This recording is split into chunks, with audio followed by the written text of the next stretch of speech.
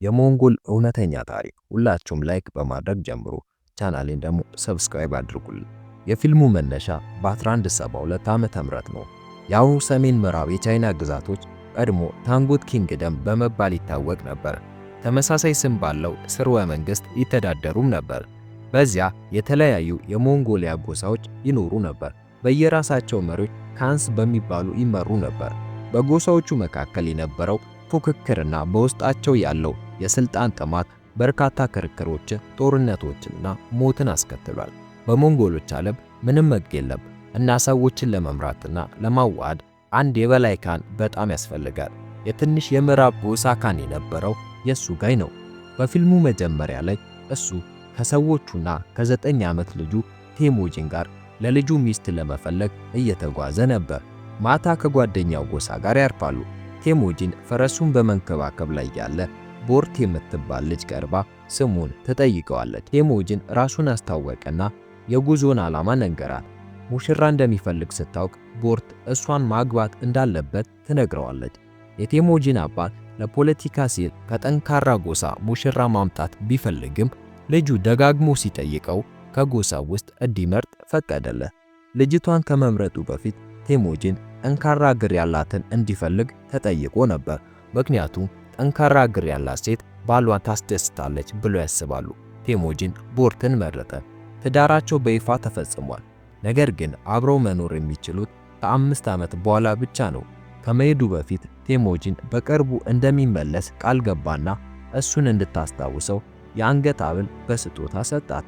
ወደ መንደራቸው በሚመለሱበት መንገድ ላይ የሱጋይና ሰዎቹ በአንድ ማረፊያ አቅራቢያ አረፉ። የሌላ ጎሳ መሪ ከሰዎቹ ጋር ጥቂት ሜትሮች ርቆ ስለተቀመጠ ጥንቃቄ አደረጉ። ተቀናቃኙ ካህን ወተት እንደ ሰላም ምልክት አድርጎ በሰዎቹ ላከ። የሱጋይ ደግሞ ጭማቂ መልሶ ላከ። ጠላቶቻቸውን ማመን ስለማይችሉ የሱጋይ ቀኝ እጅ የሆነው መጀመሪያ አገልጋይ ወተቱን እንዲጠጣ ሐሳብ አቀረበ። ነገር ግን የሱጋይ በጥርጣሬ ምክንያት ሰላም የማውረድ ዕድል ማጣት አልፈለገም። ወተቱን በሙሉ ጠጣው። ሌላኛውም ካህን እንደዛው። ከጥቂት ጊዜ በኋላ ጉዟቸውን ቀጠሉ። ነገር ግን ከጥቂት ደቂቃዎች በኋላ የሱጋይ ደረቱን አመመው፣ ከፈረሱ ወድቆ ሞተ። ጠላቶቹ ደግነቱን ተጠቅሞ መርዝ እንደሰጡት ግልጽ ነበር። ልጁ ቴሞጂን ወደ አባቱ ሄደ። ነገር ግን ተከታዮቹ ምንም ግድ አልሰጣቸውም። ለነሱ ጠንካራ መሪን ብቻ መከተል ባህል ነው። አሁን መሪያቸው ስለሞተ ዋናው ስጋታቸው አዲስ ካህን መፈለግ እንጂ ለቀድሞ መበቀል አይደለም። በሚቀጥለው ትዕይንት ቴሞጂንና እናቱ የሱጋይን ቀብር አደረጉለት። የሱጋይ ብዙ ከብቶችና ቤቶች ነበሩት። እነሱም በቀኝ እጁ በታርጉታይ ተወስደዋል። የቴሞጂን እናት ረገመችውና ልጇ አንድ ቀን እንደሚበቀለው ተናገረች። ታርጉታይ እውነት መሆኑን ተገንዝቦ ቴሞጂንን መግደል ተልዕኮ አደረገ። ሆኖም ቁመቱን ሲለኩት የሰረገላውን ጎማ የላይኛውን ክፍል አልደረሰም። በባላቸው መሰረት ሞንጎሎች ልጅ አይገድሉም። ለዚህም ነው የቴሞጂን ሕይወት የተረፈው። ነገር ግን ታርጉታይ በሚቀጥለው ክረምት የቴሞጂን ቁመት ሲጨምር እንደሚመለስ ቃል ገባ። ክረምት ሲመጣ ቴሞጂን የሚደበቅበት አልነበረውም። አባቱ በእርዳታ ጊዜው ስለሚረዳው ተንግሪን የሚባል አምላክ ነግሮታል። ስለዚህ ወደ ቅዱሱ ተራራ ሄደ። ነገር ግን በመንገድ ላይ በአጋጣሚ በበረዶ ውስጥ ወድቆ ሊሞት ደረሰ። በዕድሜ እኩያው የሆነ ልጅ አዳነው። እሱና ታናሽ ወንድሙ ቴሞጂንን ወደ ቤታቸው አምጥተው ምግብ ሰጡት። ቴሞጂን ሕይወቱን ስላዳኑለት አመሰገናቸው። የደም ወንድም ለመሆን ጥያቄ አቀረበ። እርስ በርሳቸው ያላቸውን ታማኝነት ለማረጋገጥ ደማቸውን በወተት ውስጥ ቀላቅለው ጠጡ። በማግስቱ ጠዋት ቴሞጂንን ለመግደል አሁንም ታርጉታይና ሰዎቹ መጡ። እሱን አፍነው ወደ ጎሳው ወሰዱት። ነገር ግን ለቴሞጂን ደግነቱ፣ ቁመቱ ከዚያን ጊዜ ጀምሮ ብዙም አላደገም። ስለዚህ እስኪያድግ ድረስ ምርኮኛ ሆኖ መቆየት ነበረበት። ደግ የሆነ ሽማግሌ በየቀኑ ይመግበውና ቁስሎቹን ያክምለት ነበር። ከጥቂት ቀናት በኋላ ቁመቱን እንደገና ለኩት፣ ግን አሁንም አልጨመረም። በድንገት ዝናብ መዝነብ ጀመረ እና ሁሉ ወደ ቤታቸው ገቡ። ሽማግሌው ቴሞጂንን ለመልቀቅ ይህንን አጋጣሚ ተጠቀመ። ልጁ በእንጨት የተሰራው ፍሬም አሁንም በአንገቱ ላይ ተጣብቆ የቻለውን ያክል ሮጠ። ወደ ተራሮች ሄደ። ለእርዳታ አምላክ ተንግሪን ጸለየ። ከሐውልት አጠገብ ነጭ ተኩላ ተመለከተ እና ከሰከንዶች በኋላ የእንጨት ፍሬሙ በታምር ተሰበረ። ትዕይንቱ ወደ 1186 ተቀየረ። ቴሞጂን አድጓል። ነገር ግን አሁንም ከታርጉታይና ከሰዎቹ እየሸሸ ነው። ከዓመታት ፍለጋ በኋላ ያዙትና በተመሳሳይ የእንጨት ፍሬም ውስጥ አሰሩት። በዚህ ጊዜ ቁመቱ አድጓል፣ ስለዚህ የመትረፍ ዕድሉ ዝቅተኛ ነው። ታርጉታይ ደግሞ ለሕይወቱ ሲለምን ማየት ይፈልጋል። ነገር ግን ቴሞጂን ኩሩ ሰው በመሆኑ እምቢ አለ። በውጤቱም ታርጉታይ ወዲያው ከመግደል ይልቅ ቀስ በቀስ ለማሰቃየት ወሰነ። ከዓመታት በፊት ቴሞጂንን የረዳው ሽማግሌ አሁንም ይመግበዋል። ለመበቀል ሲመለስ ሕይወቱን እንዲያተርፍለት ቴሞጂንን ለመነው። ሲጨልም ታርጉታይ ብቻውን ወደ ቴሞጂን መጣ። አፌዘበት። ሁሉም ሰው ሥራ በዝቶበት ስለነበር ቴሞጂን ለማጥቃት አጋጣሚውን ተጠቅሞ በእንጨት ፍሬሙ ደጋግሞ በመምታት ገደለው። ከዚያ በኋላ ከመንደሩ ሸሽቶ እንደገና አመለጠ። ቴሞጂን ጎሳውን ለመመለስና ካህን ለመሆን ዝግጁ ነበር። ግን በመጀመሪያ ሙሽራውን ወደ ቤቱ ማምጣት አለበት። እሱ የ9 ዓመት ልጅ ከነበረበት ጊዜ ጀምሮ ለመጀመሪያ ጊዜ ወደ አማቶቹ ጎሳ ይሄዳል። ቦርት አድጋ ጠንካራና ቆንጆ ሴት ሆናለች። ለመጨረሻ ጊዜ ካየችው ጀምሮ እየጠበቀችው እንደነበር ትነግረዋለች። ቴሞጂን ካፖርት እንደ ጥሎች ተቀብሎ ቦርትን ይዞ ይመጣል። ሁለቱ ከበርካታ ዓመታት በኋላ ወደ እናቱና ወደ እህቱ ይሄዳሉ። በቤተሰቡ ልብ ተቀባይነትን አግኝቷል። ለ2 ወራት የእልማቸውን ኑሮ ይኖራሉ። ቴሞጂንና ቦርት እንደ ባልና ሚስት በፍቅር ይጠልቃሉ። ነገር ግን ችግር የተነሳው አንድ ቀን በሜርኪት ጎሳ ሲጠቁ ነበር። ከረጅም ጊዜ በፊት የቴሞጂን አባት እናቱን ከሜርኪት ካህን አፍኖ ነበር። በቀል ለመፈጸም እና ቦርትን ከቴሞጂን ለመስረቅ ነው የመጡት። ባልና ሚስቱ ለመሸሽ ሞከሩ። ነገር ግን ቴሞጂን በቀስት ተመታ እና ቦርት ደግሞ የጠላቱ ካህን ሚስት እንድትሆን ተወሰደች። ቴሞጂን ሲሻለው ሚስቱን ማስመለስ እንዳለበት ያውቃል። ነገር ግን ብቻውን ሊያደርገው ደግሞ አይችልም። ስለዚህ ወደ ቀድሞ ወንድሙ ወደ ጃሙካ ይሄዳል። ጃሙካ አድጎ የኃይለኛ ጎሳ ካህን ሆኗል። ለመርዳት ተስማማ። ነገር ግን አሁን ሥራ ስለበዛበት ከ1 ዓመት በኋላ ብቻ ነው። 1 ዓመት በቅጽበት አለፈ። ከዚያም ሜርኪት ጎሳን ለማጥቃት ከሰራዊታቸው ጋር ተነሱ። ሁሉንም ሰዎቻቸውን ገደሉና ምርኮ ወሰዱ። ከዚያም በአንደኛው ጎጆ ውስጥ እርጉዝ የሆነች ቦርትን አገኙ። እሷም አንድ ሰው ገላለች። የሞተ ሰውነቱ ከጎኗ ተገኘ።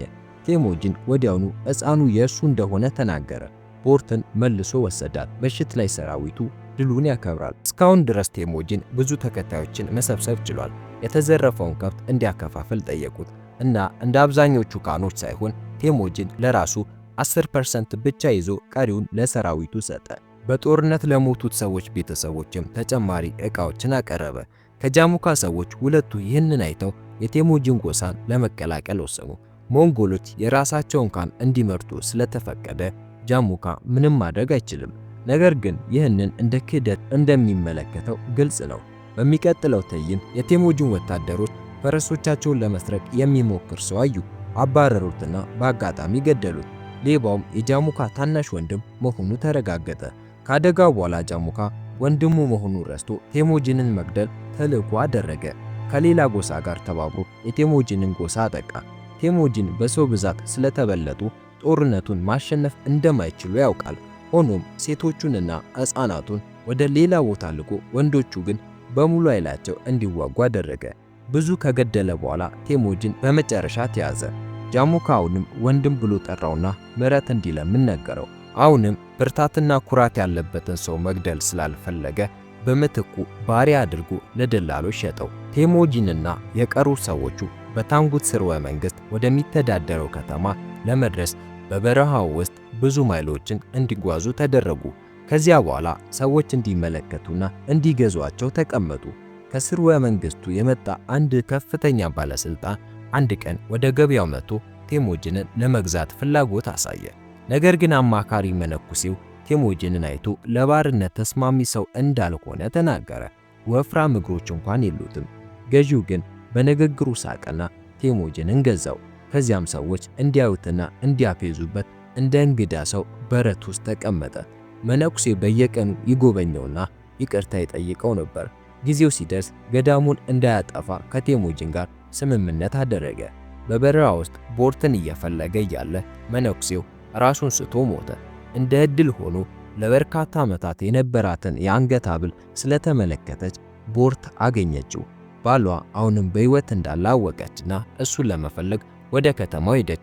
ቴሞጂን ለሰዎች ሙሉ በሙሉ የሚታይ ስለሆነ እሱን ለማግኘት ብዙ ጊዜ አልወሰደባትም። በዚያው ሌሊት ጠባቂውን ጉቦ ሰጠችና ቴሞጂን እንዲያመልጥ ረዳችው። ልጁ በጣም እንዳደገና ቦርታውንም ሁለተኛ ሴት ልጅ እንዳላት ሲመለከት ተገረመ። ኑሯቸውን ለመምራትና ልጆቿን ለመመገብ ስትል ከሌላ ወንድ ጋር መሆን ነበረባት። ቴሞጂን ለሰዋችው መስዋዕትነት የበለጠ ወደዳት። አራቱ ቤተሰብ ወደ ገጠራማ ወደ ቤታቸው ተመለሱና ለአንድ ወር በደስታ ይኖሩ ነበር። ልጆቹ አባታቸውን ይወዱና ሁል ጊዜ ከእርሱ ጋር ይጫወታሉ። ከዚያም አንድ ቀን ቦርት ሁሉም ሞንጎሎች አንድ እንደሆኑ ተናገረች። ይሰርቃሉ፣ ይዘርፋሉ እና ይገድላሉ። ይህ ንግግር ግን በቴሞጂን ላይ ትልቅ ስሜት ፈጠረ። ቤተሰቡን ለመተው ወሰነ።